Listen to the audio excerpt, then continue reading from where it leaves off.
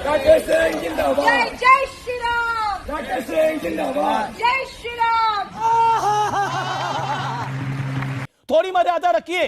तो भैया देखा क्या गजब का अमृत काल आ गया है। अभी तक ये लोग ऐसे ही मछली लेकर चुनाव प्रचार करते थे, लेकिन अब जय श्री राम का नारा लगाते हुए भी कर रहे हैं।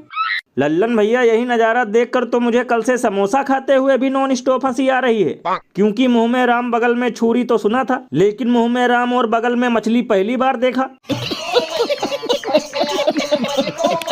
बताओ ये सब देखकर हमारे कट्टर सनातनियों पे क्या बीत रही होगी, क्योंकि ये बेचारे उधर नॉनवेज की दुकान ही बंद कराते रह गए और इधर ये लोग मछली लेकर चुनाव प्रचार करने में मस्त हैं।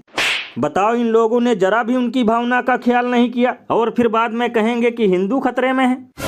भैया इसीलिए तो लोग घनघोर बेइज्जती करते हुए ये कहते हैं कि इससे अच्छा तो पॉलीथीन में 2-3 किलो गोबर भर के करते अपना चुनाव प्रचार, तो उसी से बन जाती यहाँ डबल इंजन की सरकार। ये बड़ी अच्छी बात कही आप।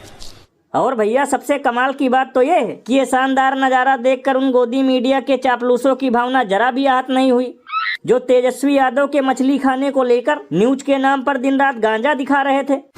लल्लन भैया हो सकता है इन चापलूसों को डंका गुरु ने रोक रखा हो, क्योंकि उन्होंने वादा किया है कि हमारी सरकार बनने के बाद यहाँ किसी को भी मछली के लिए तरसना नहीं पड़ेगा।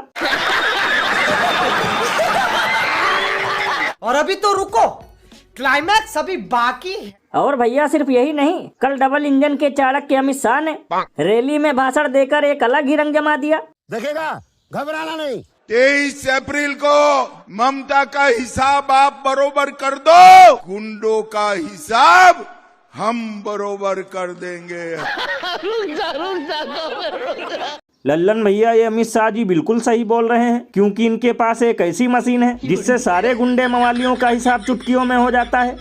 अरे बाप रे, ये तो धोती खोल रहा है। लल्लन भैया मुझे तो लगता है कि अब बंगाल में उल्लू बनाने से ज्यादा लोगों को डराकर वोट लेने का प्लान चल रहा है।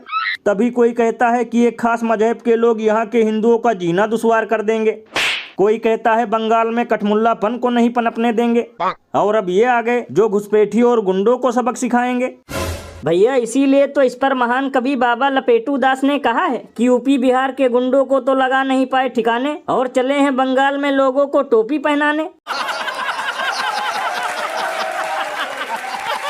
वैसे भैया एक अंदर की बात बताऊं, ये लोग चाहे जितनी भी गारंटी दें और चाहे जितनी अफवाह फैलाएं, अब की बार भी बंगाल में इन लोगों की हालत ठीक अयोध्या जैसी होने वाली है।